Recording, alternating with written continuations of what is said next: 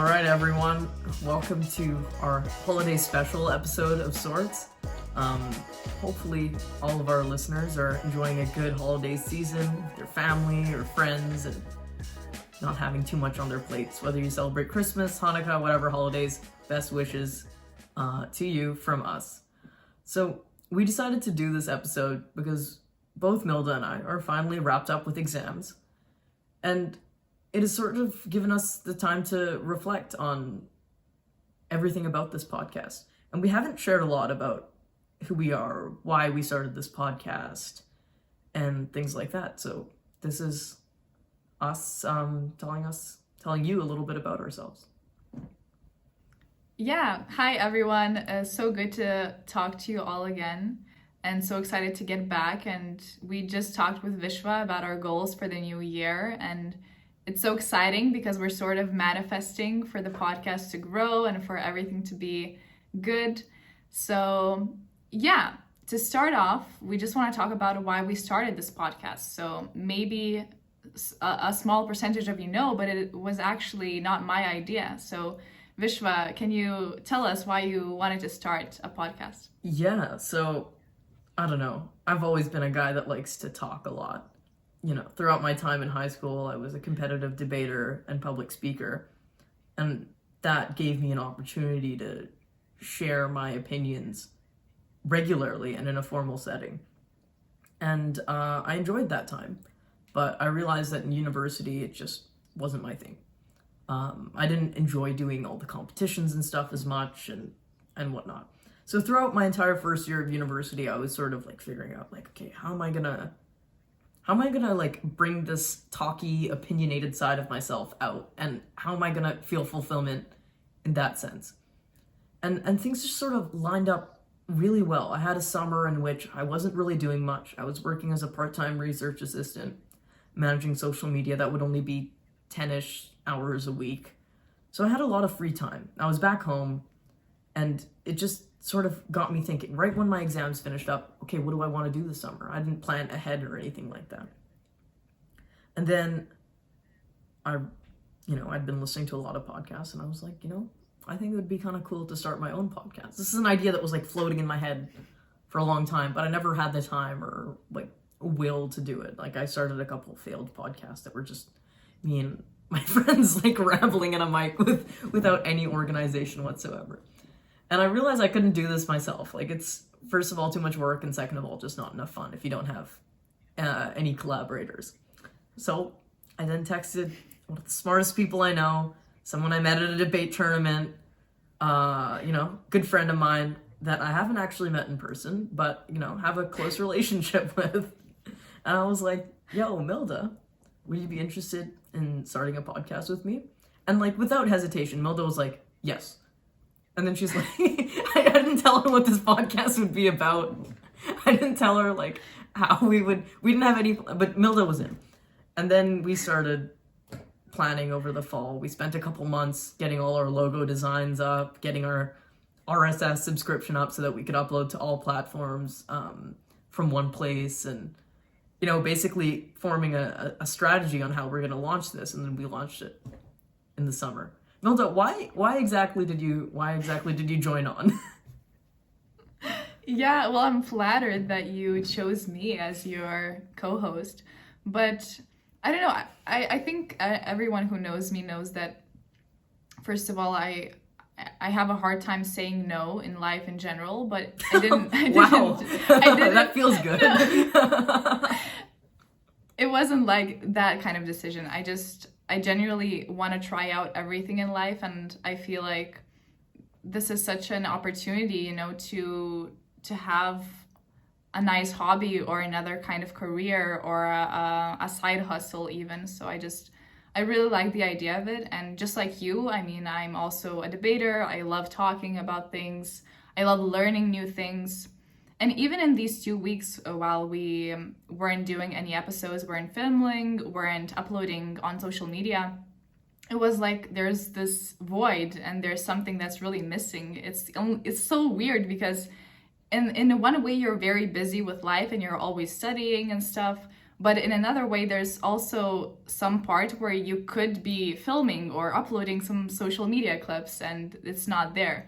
And I realize how I feel like I'm not putting myself out into the world in a way. Like, I'm so used to doing that, and it's so weird not doing that. You're sort of stuck in this bubble only with your friends, and I've really missed that. And I think right now I can't really imagine not doing the podcast. I also think that we're both big believers in diversity of thinking and the importance of conversation.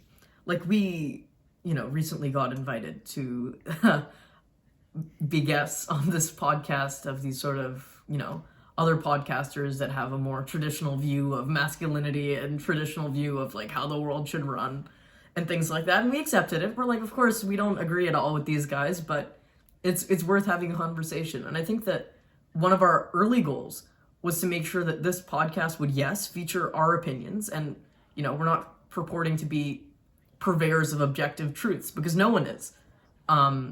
Yet we do want it to be fact-based, and we want to balance our subjective biases by having people on that disagree with us, and not antagonizing them, but just having them air out their beliefs. Like, even from the first episode, we talked about abortion.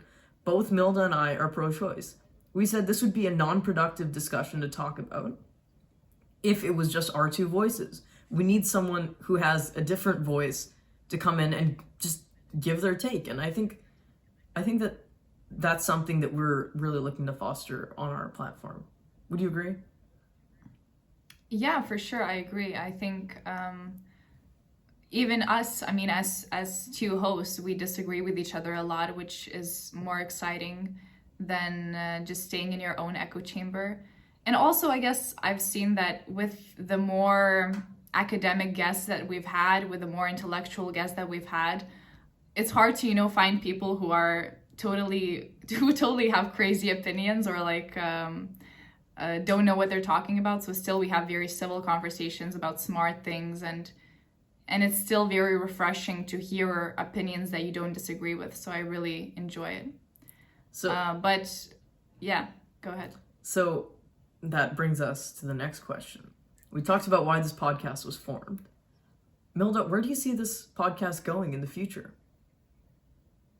Yeah, I mean, of course, my dream life would be to have this as a job. Not necessarily maybe this podcast, but I think making money from speaking about interesting things or speaking to people that are interesting to you sounds like a dream job to me, and I would definitely enjoy it a lot. I dread of the idea of working in some sort of bureau or some sort of, I don't know, regular job. I don't want that at all for myself. So I think this is a good way to put yourself out there and start something new, in a way to maybe work for yourself in the future. So I really hope that it would become something like that. Even if it doesn't, I'm still very happy and content with just popularizing the podcast where it can educate people or give them ideas or teach them about something. Knowing that I impacted someone positively is very meaningful to me. What about you? Yeah, absolutely. I completely agree with you. I think that that Wake Up Call has really just been a positive impact in my life, because it's actually caused me to think more deeply, actually prepare for things, actually research things. And I'm just learning way more as this sort of goes on. And yeah, I like you would love for this podcast to become my main hustle, and that's still possible. It's something that I'm always looking towards. But like you said, even if this is a side hustle, even if this is something that we're doing mainly just for fun, I think that that's valuable, and that's something that I think we're going to keep doing. So in the near-term future, at least till the end of 2023, and probably beyond, you're going to see a lot of us chatting over Zoom. Yeah. I don't know. Go ahead. Yeah. But it's interesting, though. What's your favorite thing about hosting a podcast? My favorite thing? I think I kind of said it already. I mean, number one, it gives me a once-a-week excuse to chat with Milda, gossip about whatever's happening in our lives, which is literally all we do before we hit the record button, and sometimes after. um, Secondly, like I said, it's just learning new things and expanding my knowledge. I think that it's very easy to sort of, like, when you're not putting yourself out there, and when you have opinions that are like only in your head or only sharing with like a close circle of friends, it's very easy to think that you're like the smartest person ever and like you know everything about everything. But in reality, that's not true. And I know, like, I used to find that reality like extremely intimidating, but now I find it somewhat gratifying because every new thing I learn, I'm closer to becoming that guy that knows everything about everything. I'll never quite get there, but I really enjoy the learning process and just becoming a more knowledgeable and empathetic person. How about you? Yes, exactly. I definitely relate. And I also, what's really, really probably one of the best parts of the podcast for me is speaking to the guests that we have on. I find it so interesting. I mean, they're obviously professionals in their sphere, so it's so nice to have a one-on-one conversation with someone so smart and passionate about a specific topic that's also interesting to you. And I noticed that whenever we have an episode and we film, for example, there's an episode coming on about economics, so I'm not gonna spoil too much, but there is. And I've just noticed how after we film, I keep noticing things about like the topic that we talked about in my life, and I have thoughts about that topic currently, and they just kind of expand your knowledge and your understanding and help you in studies, but also just like in conversations with people. So it's so amazing that you can, as you've said, actually prepare for a topic, actually research it, and it really helps you later in life. Yeah, it's incredible because we go into these topics and we do our research, we do our homework, and we read a few articles and watch a couple of YouTube videos and whatnot. But then you go in and your guest is just like this absolute wealth of knowledge that is just indispensable. And it's so cool to talk to like world leading experts in these fields and just have them explain it to you simply like they're teaching a class.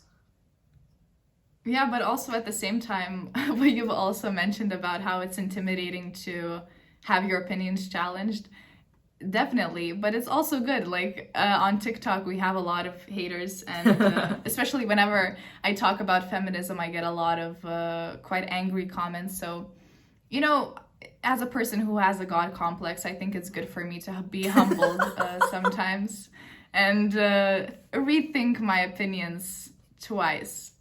Yeah, I always am on the lookout for my weekly, like, Milda, oh my god, these people in the comments text. Yeah, for sure. All right. So you kind of alluded to this already, but let's talk about you, Milda. Let's talk about your deepest, no, I'm kidding. Where do you see yourself in 5 years? What is your dream job?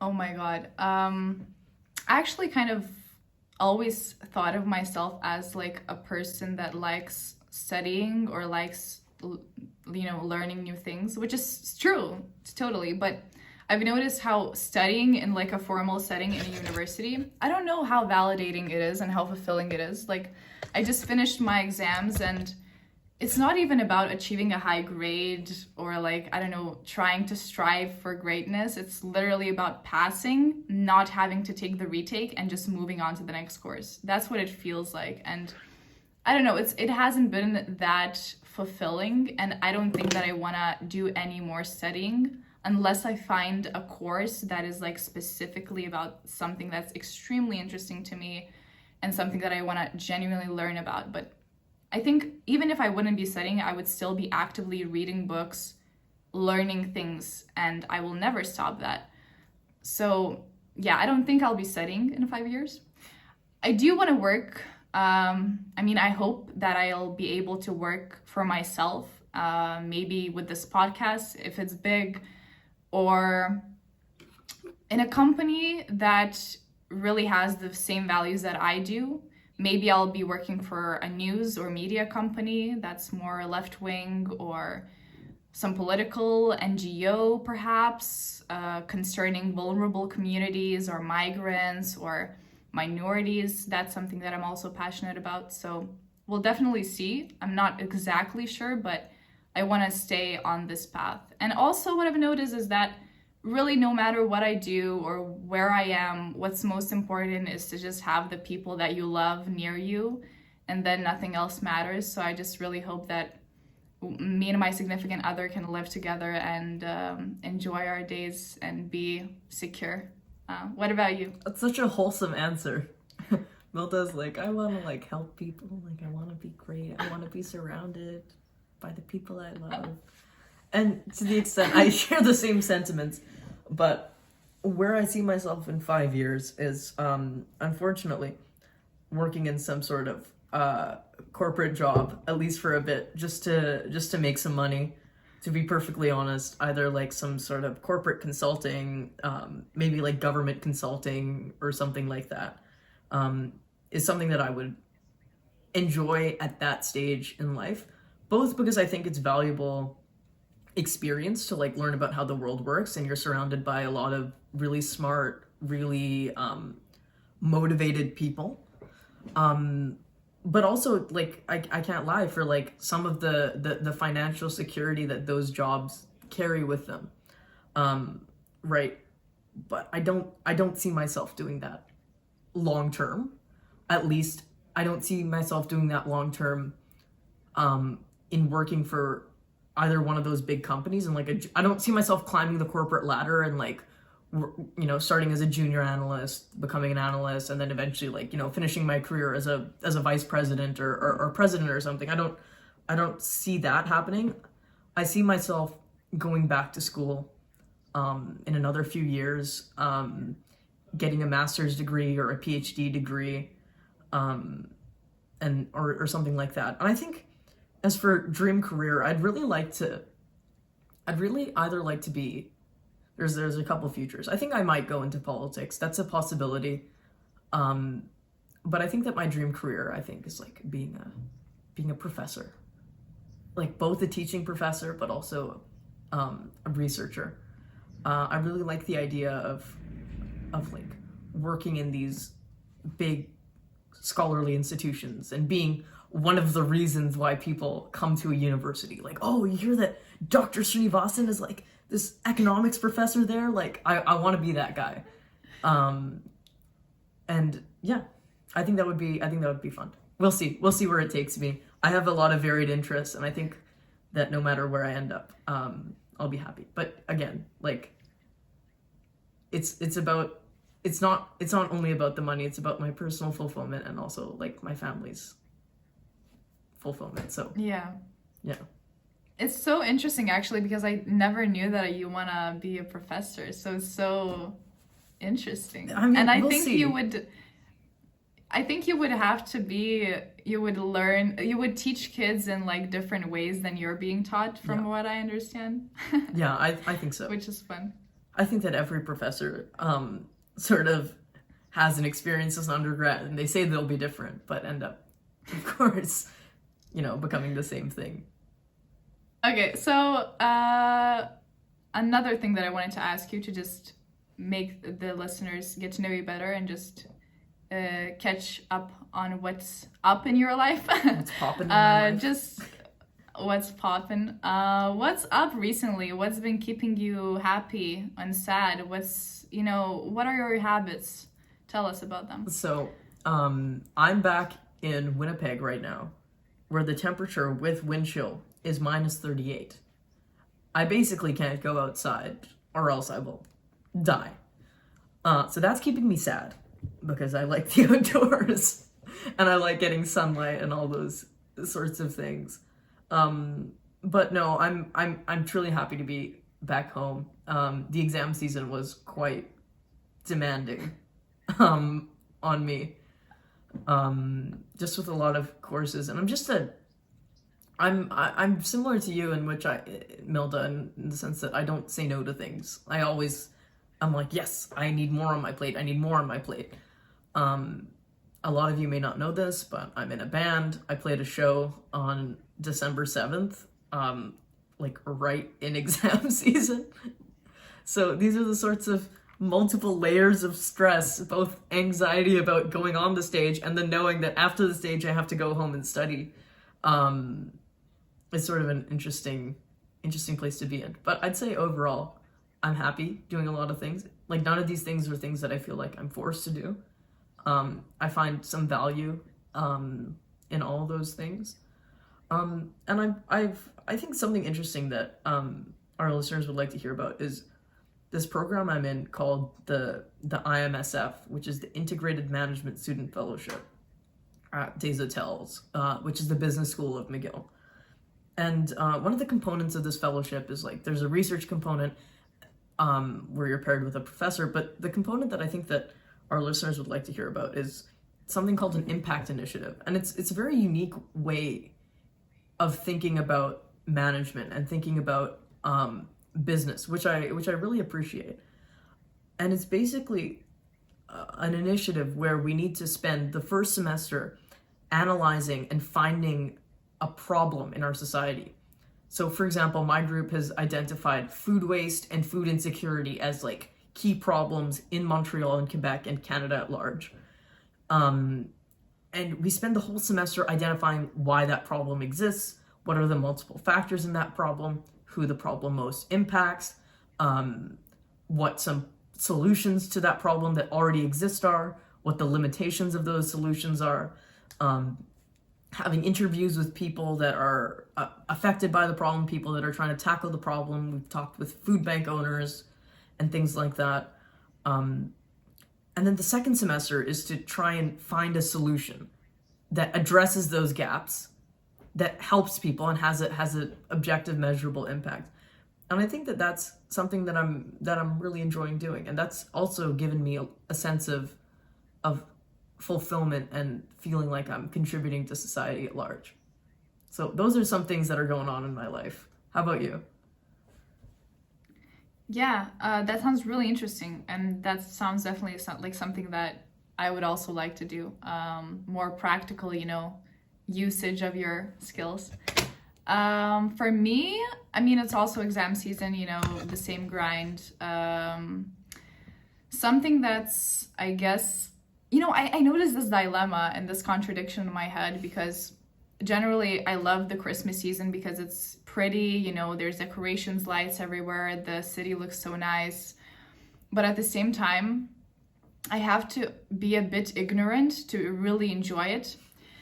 This always happens in my life because whenever I go somewhere, I tend to notice the negatives. Like today I was walking in the city, beautiful, right? But then I look down and it's homeless people literally shivering because of the cold rain and the cold weather. Or I go into a beautiful Christmas shop and there's people, huge crowds buying unnecessary stuff. And like, yeah, yay, Christmas season. But at the same time, it just reminds me of all of the systems that I hate. So it's this contradiction in my head that's always going around. And I have to shield myself with a bit of ignorance to really enjoy it.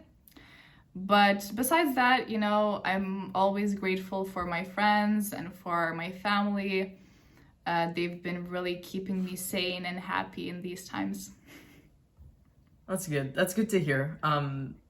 And that's such a true thing that you kind of have to properly enjoy certain seasons, especially seasons that are as, sensitive as like the holiday season where everyone's trying to buy gifts and things like that. You kind of have to forget about the people that can't enjoy those luxuries in order to truly enjoy it. And I think both are problematic in their own ways. All right, so for 2023, Milda and I, as we mentioned, just met for an hour beforehand to chat about how things are going to work in the future and, just preparing for 2023, sharing some feedback that we've received. We'll be putting a poll up on our social media so that you can take a look at that and give us your thoughts. If you have any feedback for us, because we always appreciate hearing from our listeners, I think that you guys provide much more valuable feedback than Milda or I could ever provide to ourselves. So yeah, let's chat about our goals for next year, things that we are going to try and manifest into existence and do quite a bit of work to achieve. goal number 1 is to find at least one sponsor. There are, of course, like some financial costs associated with this podcast, keeping our links up and running, and editing, and just the time that it takes is quite a bit. So if we could find some monetary compensation and a way that we can monetize it, it would just be absolutely great. So we're going to look to find at least one sponsor that's reliable by the end of the year. Yeah. The second goal that we have is obviously to increase our reach and our listener numbers. So in 2022, of course, we haven't had this podcast for the whole year. We started it in summer. So let's say in half a year, we had 1,347 listeners. And for 2023, we aim to have 10,000 listeners. Yeah, I think we're going to be pretty ambitious about achieving these goals. And just try and expand as much as possible, because again, it's these listeners that attract the sponsors and allow the podcast to grow on its natural trajectory. Another component of our downloads and listeners, getting those up, is improving our social media following and presence. So in 2022, our Instagram has 273 followers. We have 114 subscribers on YouTube, and quite a few on TikTok and whatnot. So by the end of 2023, we want 1,000 followers on Instagram. We want 300 subscribers on YouTube, and we're looking for 5,000 on TikTok. Again, we are aware that these are very ambitious goals. If we get anywhere close to these, we will be super happy. But I think it's important for us to be ambitious in our pursuits, because that's what will allow us to actually put in the legwork. If we're aiming for 10,000 and we get to 7,000, that's better than aiming for 7,000 and getting to 4,000. Yeah, for sure. And I also wanted to say that we really, really appreciate it if you share this podcast with your friends, or just talk to it about your friends, and just tell us what you think. We really appreciate it, and all of our hard work will be worth it if you help us achieve these goals. Yeah, and just to end off this episode, we need to thank you so much for actually listening. It's very refreshing to hear that we're not just screaming our opinions into the void, that we're not doing all this work to find guests and schedule guests and spending all this time doing interviews and writing questions and writing rants and all that stuff. It's very refreshing to hear that we're not just doing that for ourselves, we're doing that for you. And you're enjoying it, it seems. We've got a lot more listeners than I initially expected. And I'm really happy that something about what we're doing has resonated with all of you. And just from the bottom of our hearts, thank you so much. For sure. And see you all very soon next week.